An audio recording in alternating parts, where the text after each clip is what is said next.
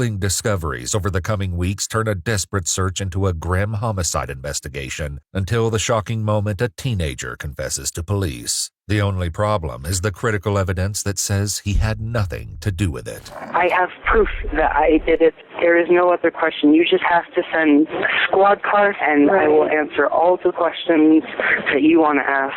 The following report is based on official police records, and most of the footage has never been seen before until now. On the afternoon of October 5th, 2012, a desperate mother in Westminster, Colorado calls 911 to make a heartbreaking report. My daughter's missing. I guess she never made it to school this morning. How old's your daughter?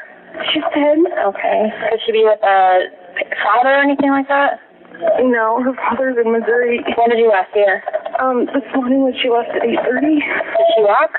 Yeah. And I checked her friend's house that she walked in. They're not answering the door. Okay. She doesn't have a phone or anything like that? No. Okay. Does she have a bike? Yeah, but she doesn't ride it to school. Well, have you looked? Have I worked? Looked for her. Have you looked for her anywhere? I went up to the school, and my sister's walking up to the school the same way that she walks with her dog. And I went to her friend's house and kind of looked around at the park that's down the street. There's no kids there. Okay. What's your daughter's name? Jessica Ridgway. News of 10-year-old Jessica's disappearance will soon grip the entire community, but in the early first hours, it's the family that police need to speak to, including the other two residents of the house, Jessica's aunt and her grandmother. How are you guys holding up? I don't know. I don't think her mother's doing well. It's kind of scary. Yeah. She never does things like this. She's a good kid. Yeah. Jessica's not really one to want to even run away. And she's pretty a homebody. She's pretty, okay, she's, I know, kind of a homebody, but is she like pretty adventurous too? I don't think so. According to Jessica's mother, she packed her off for school that morning at 8:30, bundled up for the snow, and went to bed after working the night shift. It wasn't until approximately 4 o'clock this afternoon that she woke up to see that Witt Elementary had called with an unsettling message. Jessica never showed up to school that day. And then I got in the car and I drove over to her house and knocked on the door and banged on the door and nobody answered. So I drove up to the school and went inside and saw that the office was closed. So I turned around and left and drove back to her house and pounded on the door again, rang the doorbell. Nobody answered. And so I drove home and then I called 911. Does she know like the house phone number? She knows our house phone number by heart. Does she? She's not real clear on her address sometimes.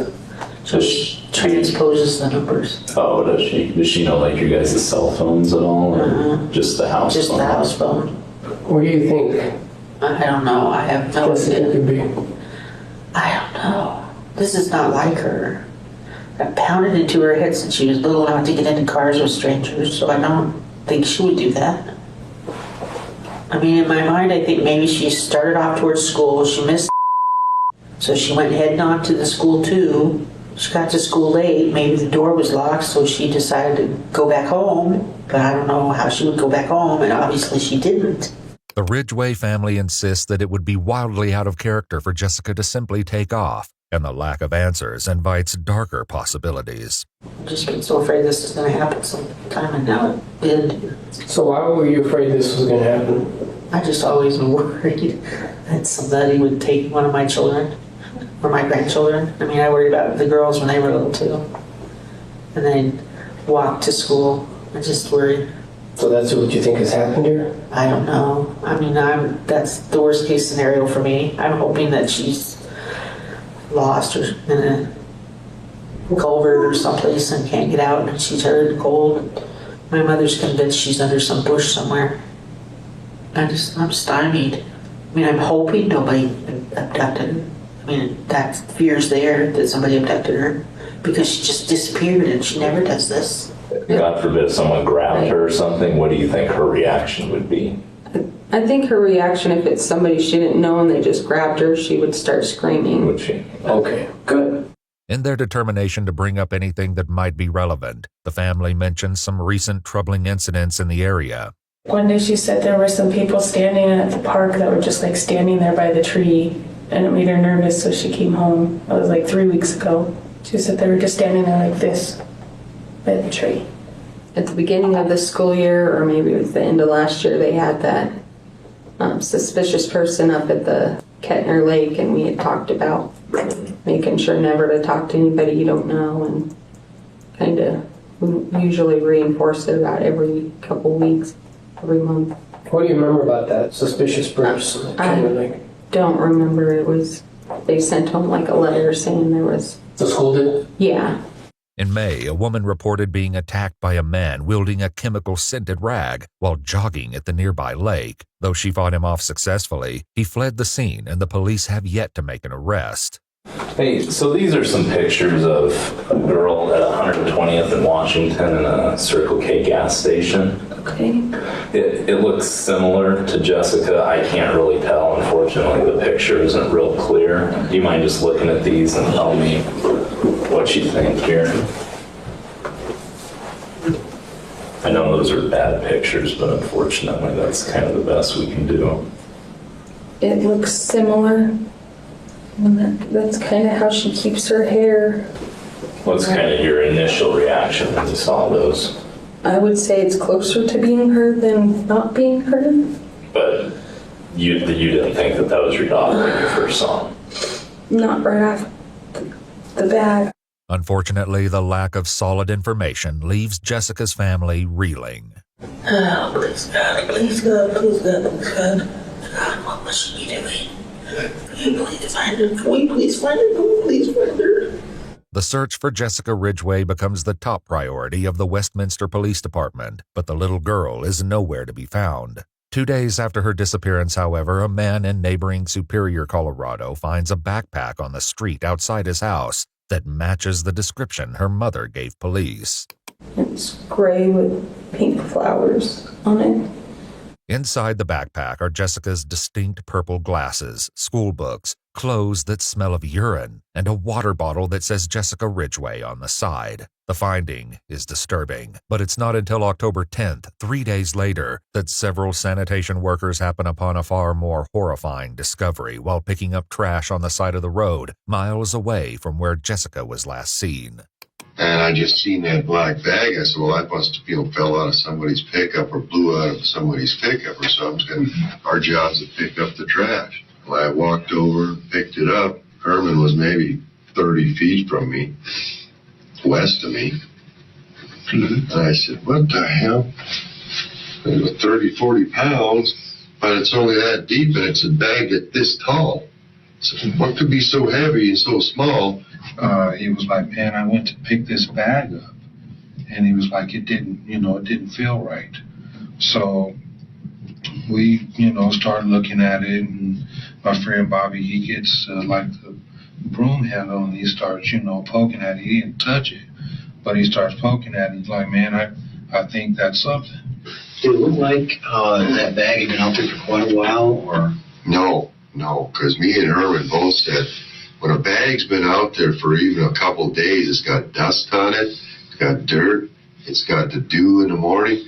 Them look brand new out the box in the ditch. It was gooey on the bottom of the bag, like liquid was in there. But the sound of it, the top of the bag sounded hollow. I opened it, and I thought, there's another identical bag, only it's rolled up tight in the bottom. And it's the same bag, but rolled up. I said, this ain't right. Something just ain't right. This isn't trash. And he asked Herman, got a knife? I said, I don't have a knife. And Herman had a box cutter knife, with the one with the razor blade. Mm-hmm. And he took it, slit it open, and that's when we just seen it. And then that's when we see, like, the torso. And then I seen, like, if the arm was missing, the bone that was sticking out. And then it was also split right down the middle, but all the insides were missing. So my friend Bobby was like, man, I think I'm going to call the police. 2 days later, the Westminster Police Department confirms that the remains indeed belong to Jessica Ridgway, turning the search for the missing girl into a homicide investigation. The news shocks the community, even as the discovery leaves a lasting scar on the men who found it. I don't want to see another black trash bag. Dude, I'm not even going to go down this street, ever. But just seeing there no head, no arms, and no legs. It had to be hard. It had to be hard for the person that even did it. The police find something else in the bag, a cross with strange markings carved into the side of the wood. And with samples they've obtained from Jessica's remains and backpack, they develop a DNA profile of an unknown suspect. But before they can identify a match, an unexpected phone call to the FBI sends the investigation in a new direction. Why did you initially contact the FBI? Well, because I really felt like I knew who had done it. Who done what? Who had abducted Jessica Ridgway. Okay, and why did you feel that? I don't know. I mean, I know it sounds weird, but I think some of it was really intuition. Mm-hmm. I'm a mom, first of all. I'm kind of a paranoid type of person, I guess I would say. Well, not really paranoid, I guess. I'm just aware of my surroundings. Mm-hmm. And I believe that you can tell somebody by their eyes, you know. The woman says she's grown suspicious about the teenage son of her neighbor, Mindy. And Mindy had texted me in July. She says, Austin graduated today. I said earlier or something. And she said, yeah. She says he dropped out of high school, took his GED, and he's going to school in the fall to become a mortician.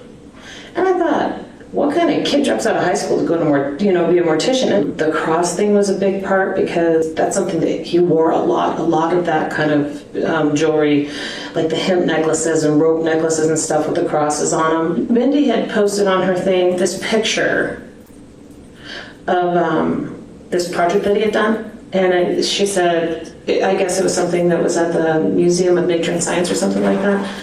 And she says, I've got it on my phone. What's the fastest, least messy way to dispose of a body? And she says, Austin knows. The FBI is already canvassing the neighborhood, and when they receive the woman's tip, they quickly interview Austin and collect his DNA sample. And then she texts me right after and said, Austin just gave his DNA to the FBI. This is getting crazy. And they told me, play stupid. Well, that's at 19. Uh-huh. And I said, what? And she says, at least they can rule him out now. Should be the end of it for us. Unfortunately for the investigation, this is exactly what happens. Austin Sigg's DNA is sent to the Colorado Bureau of Investigation, and like the hundreds of other samples that have been collected, it's not a match for the evidence. It's another dead end, and the hope of catching Jessica's killer grows dimmer than ever. That is, until the evening of October 23rd, 18 days after the little girl's disappearance, when a 911 call changes everything. Hi, I need you to come to my house. My son wants to turn himself in for the Jessica Ridgway murder. And what's going on there, ma'am? You not hear me? He just confessed to killing her. I know. I want you to tell me what's going on. Can you tell me exactly what he said? That he did it, and he gave me details, and her remains are in my house. Did you see them? No. Is he there with you? Yes. Is he cooperative? Yes. How old is your son? 17. What is your son's name? Austin Sigg. In a bizarre twist, the very individual that investigators just cleared is now apparently confessing to the murder, and the 911 operator strives to get more information. Do you think that Austin would talk to me? Will you talk to her? Yeah, hold on. Okay. Hello. Is this Austin? Yes, it is. Hi, Austin. This is Molly at the Westminster Police Department. Hi. Can you tell me a little bit about what's going on right now, or how you're feeling, or how did this come about? I don't exactly get why you're asking these questions. I murdered Jessica Ridgway. Okay. I have proof that I did it. There is no other question. You just have to send a squad car, something down here, and I will answer all the questions that you want to ask, or anyone wants to ask of me as soon as you gotta get down here. Okay. The teenager will more than live up to this promise as the evening unfolds, but for now, the operator has to determine what kind of situation the police will be walking into. Do you have any weapons in your house? I do, but I plan to use absolutely none of them. I will be sitting in my front room when the police officer arrives. Or I'll be right next to my mother. I have knives in my room, and we own a few guns, but I'm giving myself up completely. There will be no resistance whatsoever. All right, Austin. Well, like just like I said, I am sending you a police officer, okay? But you have to understand that you know, we take this stuff very seriously, and like I said, you did the right thing by calling. I would have to hope that you would take this serious, because this is important. I absolutely am taking this seriously. Can you please hurry up? I need to call his dad. Ma'am, I understand you want to call your husband, and I'm sorry, but I would like to keep you guys on the phone just until the officers get a little bit closer. Well, how far are they? They're going to be there in just a few minutes. Can I get we can stay on the line, but do you have to keep asking questions? Okay, no, I don't. Mom, can I just get your name? My name is Mindy.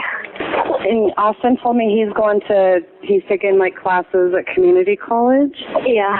Okay, what kind of classes is he taking? To be a mortician. He wants to be a mortician? Okay. The operator tries to keep Austin's mom, Mindy, calm as police make their way to the address. Mindy, take a couple deep breaths for me, okay? Yep. Is Austin still there with you? Yeah, I'm hugging him. Okay, you guys are hugging? Okay, you definitely did the right thing. You told me when the officers get there, they're coming to your front door. I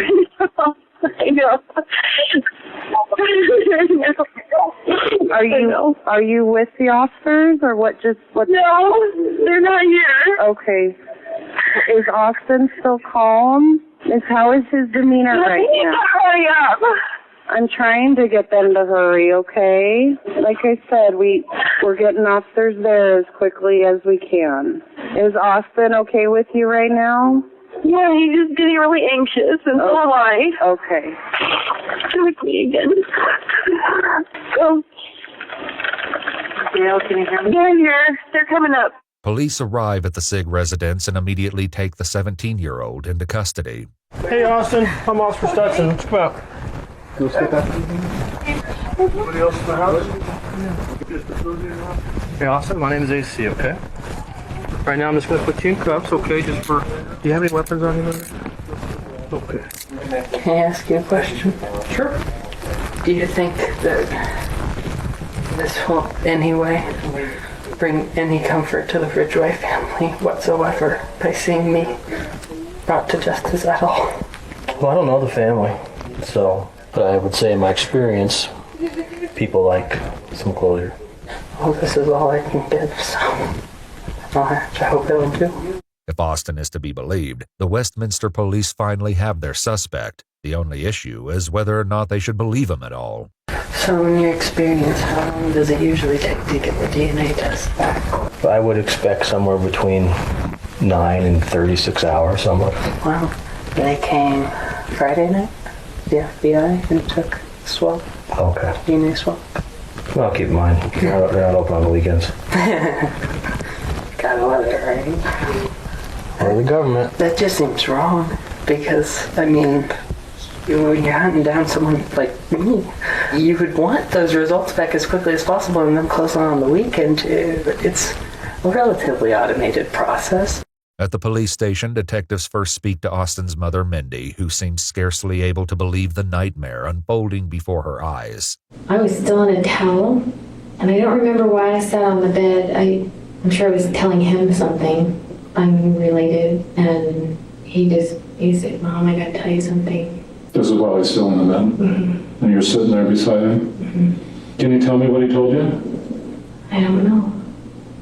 It's really hard to just to deal with this whole thing right now. I understand this whole concept of this is pretty hard. I want to help. I'm not sure I can remember. He had that look, that horrible look. I think the first thing he said was, "I'm a monster." If the detectives are going to get to the truth of this confession, though, the details will have to come from Austin himself.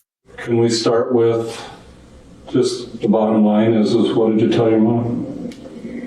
That I murdered Jessica Ridgway and that I was responsible for her abduction and her death. Can you talk to me now a little bit about what happened in this whole situation? Can we go ahead and start back on October 5th, which was a Friday morning? I just remember I wound up finding a place over in her neighborhood where I could park where a car really wouldn't be noticed by anyone, just somewhere where all the fences were. Because, I mean, while I was driving, I was just kind of looking. And I saw her and I found the place to park and I parked and I waited. When she walked by, I grabbed her. Were you standing by your car when you did that? I was inside my car in the back seat. Because I had parked and I had hopped into the back seat and I grabbed her and I pulled her in. Okay. Do you remember where that was at? Not exactly. It was random place, random time, random everything. Well, when you went out that morning, Friday morning, which was early in the morning, and you drove over to Jessica's neighborhood, what were you planning on doing that day? I had the intent of picking up any female that came across where I was. That it didn't matter what time, where, it just anything. So you were out, for a better word, hunting? Yeah, that's the only word I can think of. So when you initially took Jessica, you were actually in the back seat of your car. Yes, and then I zip tied her hands and her feet. Did she come close enough to the car that you didn't have to get out? Yeah, basically. I mean, I had to take one step, and that was it. What was she doing when you did that? What was her emotional state? She wasn't paying attention. She was messing with a snowball in her hands, and she actually still had the snowball in her hands when I was driving around. And well, what was her emotional state once you actually got her into the car and zipped tied her arms? Terrified. What was she saying? She was scared. She wanted to know if she was going to see her mom again. She wanted to know who I was, where we were going. And I mean, I wouldn't answer all of her questions, but I would answer some of them, like if she'd see her mom again, and I would lie to her and I would tell her that she would.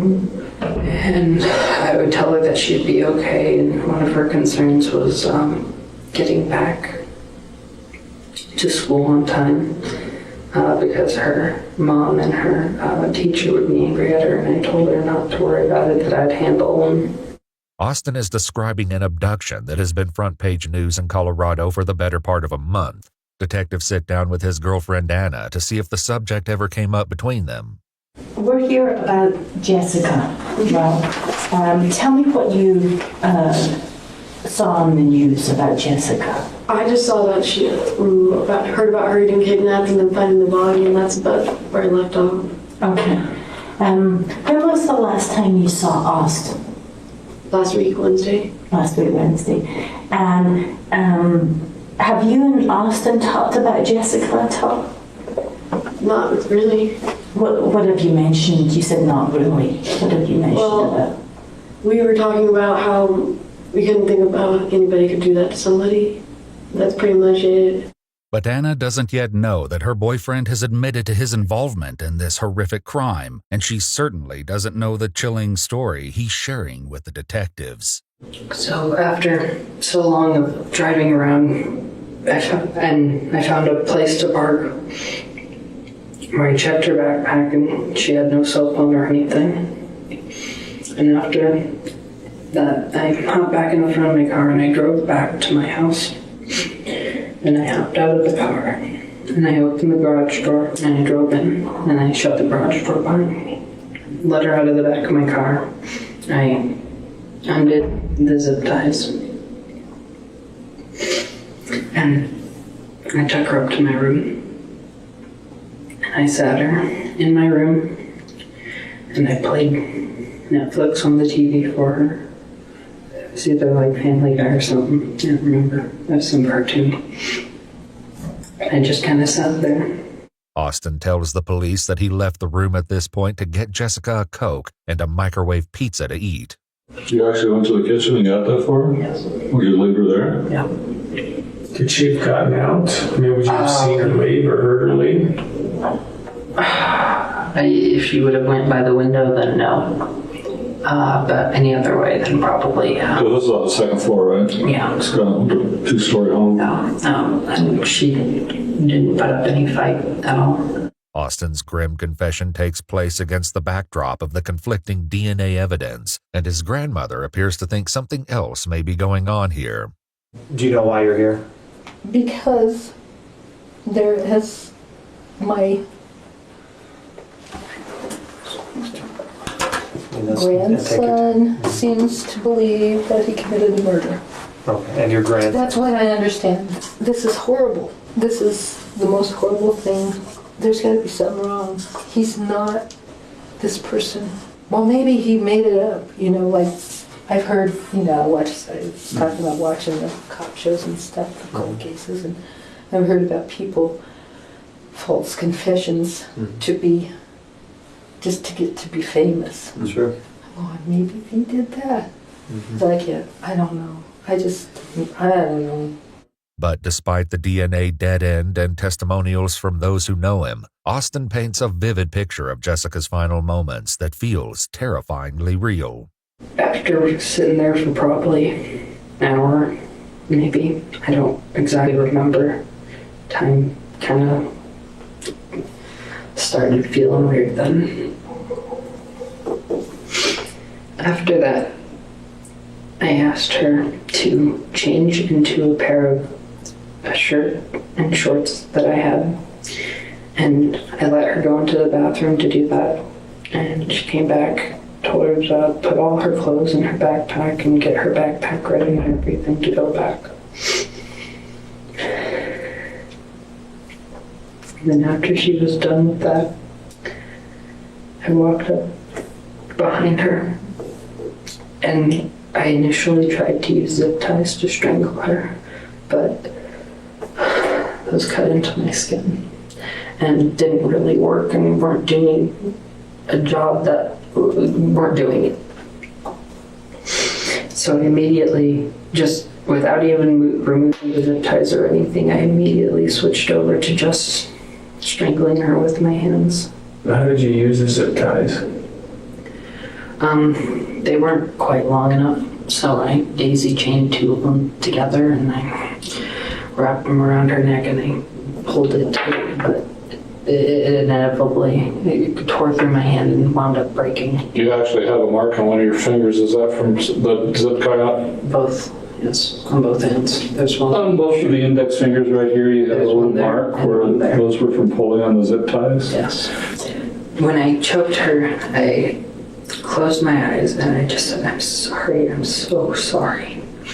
And then after she was dead, after she was, what I hope was dead, I put her into my bathtub face down and I made sure to fill it up with water to make sure that she was definitely dead.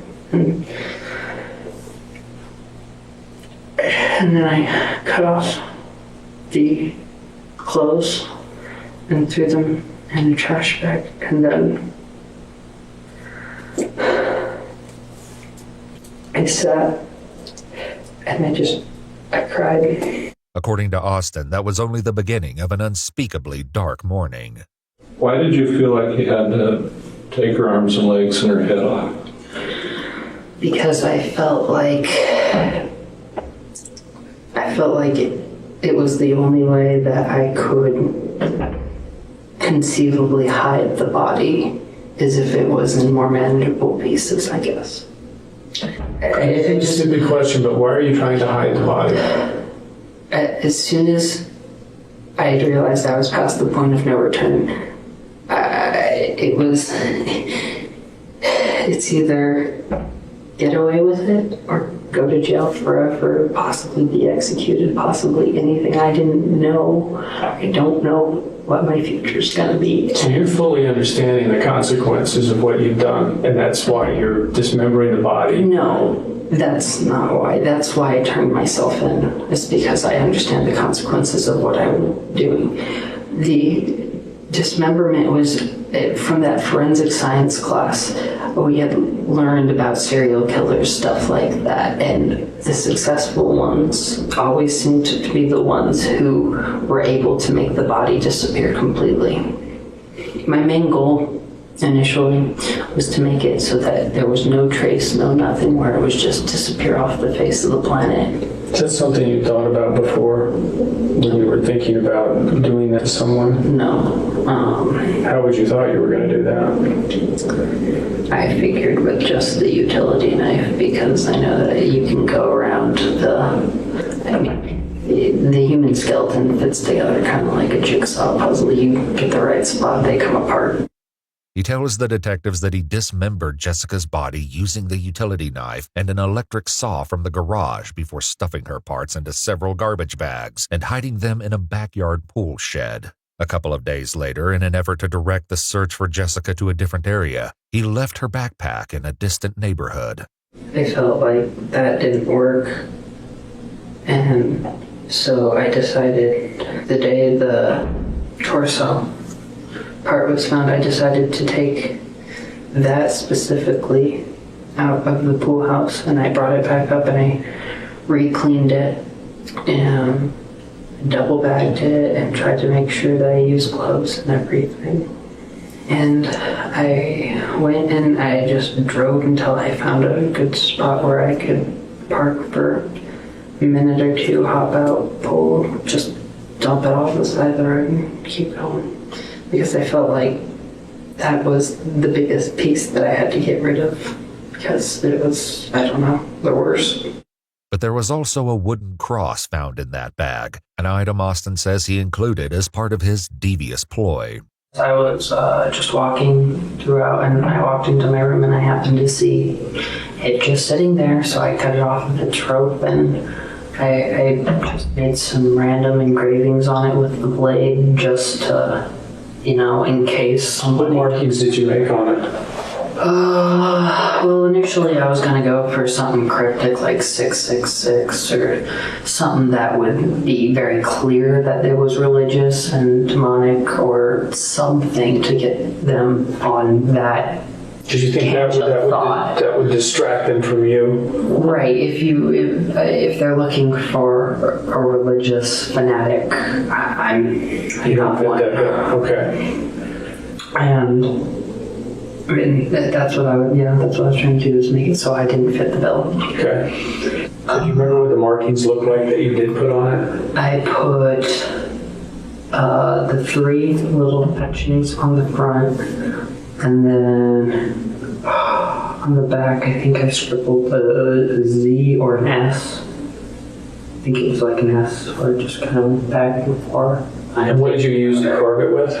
The same utility blade that you'd used when you with the body? Yeah. Okay. Austin says that he spent the week since the murder racked with anxiety, though it appears that his girlfriend didn't notice. What about his attitude? How has he been in the last month? Is there anything different about him? Not at all. Okay. Does he have any injuries on him? Mm-mm. You haven't seen any injuries? What about, has he seemed happier than usual, or sadder than usual, or anything like that? Have you noticed anything different about him? Mm-mm. It seems that even those closest to Austin noticed nothing out of the ordinary, but then again, perhaps the young suspect was practiced in maintaining an innocent facade. Does anything else happen before today? One thing I had forgotten about until the media had brought it back up is the incident at Kettner Lake where the young lady was attacked. Mm-hmm. That was me as well. Okay. When you talk about the Kettner Lake incident, do you remember what you did on that case?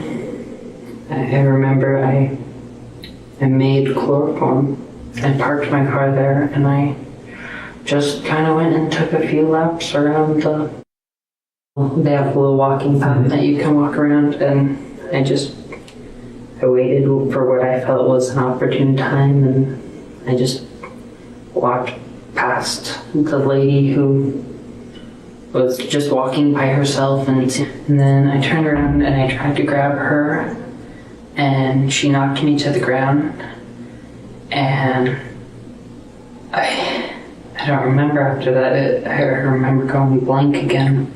Austin says that despite his chloroform-soaked rag, the woman was able to fight him off, but his involvement in this earlier incident is made all the more surreal and heartbreaking by the fact that Jessica's mom mentioned it in her first sit-down with the police.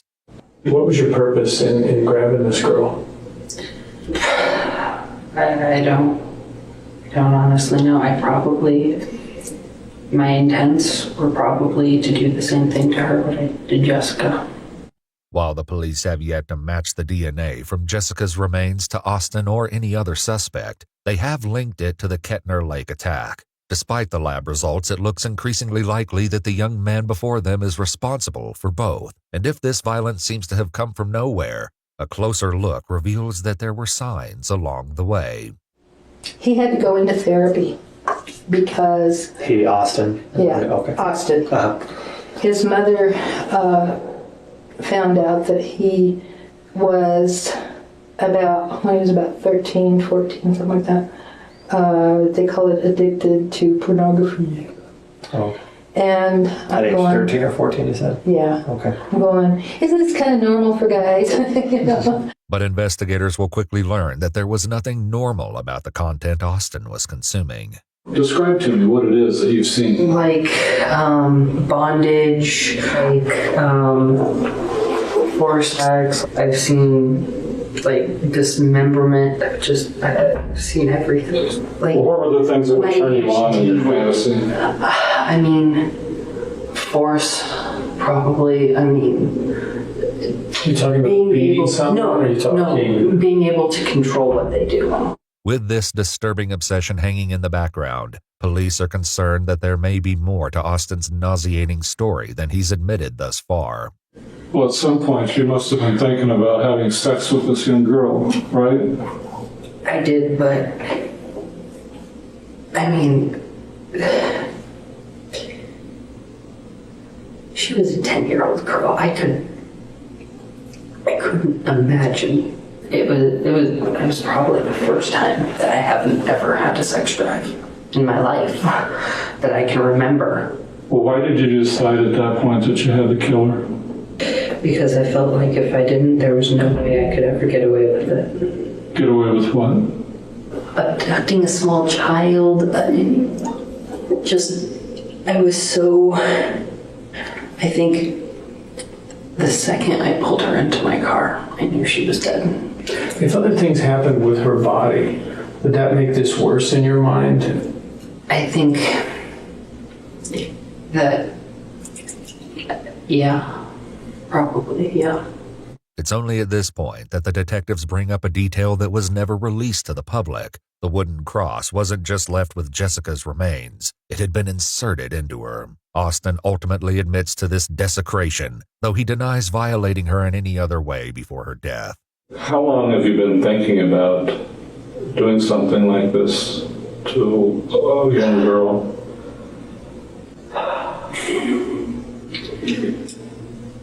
I would have to say...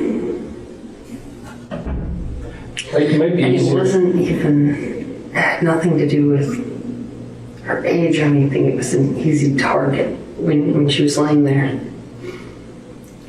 All I could think of was, oh God, what have I done? And what did you answer yourself? I couldn't. Did you know what you did was wrong? I did, but I couldn't. I couldn't believe that I had done what I had just done. What do you think society would think about what you did to Jessica?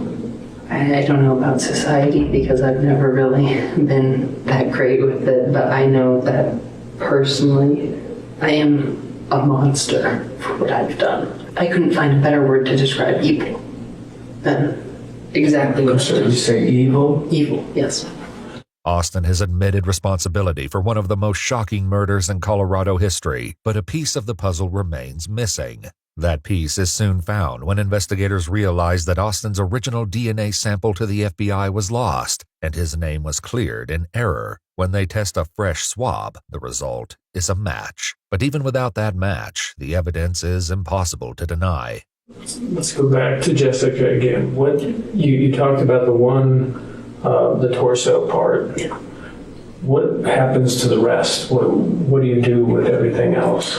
Everything else, I moved then from out in the backyard because I felt like they had cadaver dogs or search dogs or something combing our area. And so I moved all those pieces from in the back of where the pool house was to where the detectives found them tonight. Where was that at? Under my house, under a crawl space. The remaining pieces that are in your house, what do you think is still in your crawl space? The skull, the head, the arms, and the legs. In a statement in court the following year, the judge overseeing the case said, quote, "Evil is apparently real. It was present in our community on October 5th, 2012. On that day, its name was Austin Sigg." Austin pled guilty to 15 charges relating to the kidnapping, murder, and sexual assault of Jessica Ridgway, the attempted abduction of the jogger at Kettner Lake, and possession of explicit material involving minors. Although being 17 at the time of the crime spared him for the death penalty, the judge sentenced him to life in prison for the charge of first-degree murder and at least another 80 consecutive years for the additional charges, ensuring that he will never be released. 1 year after her death, the Westminster community honored the young girl